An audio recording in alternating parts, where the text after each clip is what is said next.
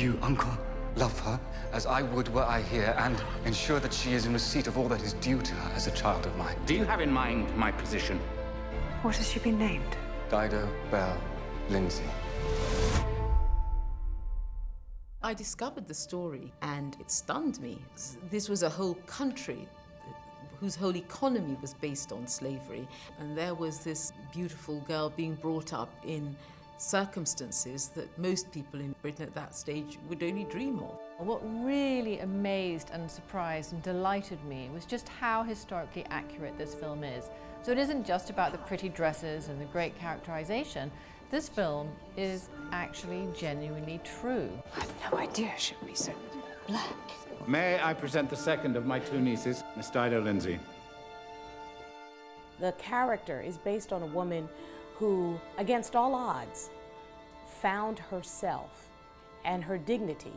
We shall be receiving visitors for dinner. May we wear the new silk? I will do your hair bed. Oh, say we may wear them, Aunt Mary. You will not be dining with us, Dido. Of course. But I may join after dinner, may I not? Yes, such are the rules, and you know them well. She's in this odd, anomalous position. But I wonder whether this made Mansfield incredibly protective towards her.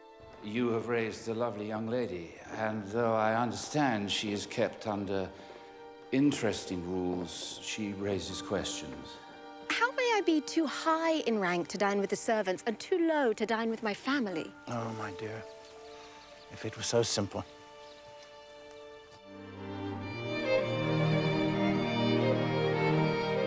I was drawn to the story of Dido Belle by the history. The fact that I could give a voice to a young woman of colour that was infamous, had played a part in our history, that could be played by an incredible young actress of colour, and that she could be front and centre of this story. That was something that the history would not allow me to walk away from. And we can cut there. Such a female-centric film, not only as Belle as the lead character, but also, you know, Admiral Sante as the director. And for me, you know, I look at her as a role model because I think, gosh, you know, what she must have gone through. The slaves were thrown into the waters, chained together as one.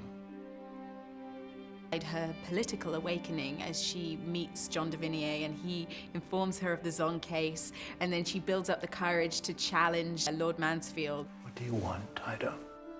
A voice for people. People like my mother, who do not have one. Her journey is very much in the movie one of self-discovery. She has to come from a place where she's very conflicted about who she is. She's the child of a black person and she's the child of a white person. And she's a woman of colour who lives in an aristocratic society. And all these parts of her are conflicting. And her journey is one where she needs to bring all of those parts of herself together and come to be okay with it. Does she still have a tongue? I have a tongue. Though yours explains well enough why I may not marry your son. My greatest misfortune would be to marry into a family who would carry me as their shame. There are some historical movies which are only vaguely historical, and they're often a real disappointment because they're neither entertaining nor true. And then there are the other films like 12 Years a Slave and Now Belle, where they don't just strive to entertain. They're also landmark films that teach, encourage, and motivate people to take the message of the film and bring it forward in their own lives. Perhaps if you could make these facts known, Mr. de Vigny. This places you in an impossible position with Lord Mansfield. What is the alternative?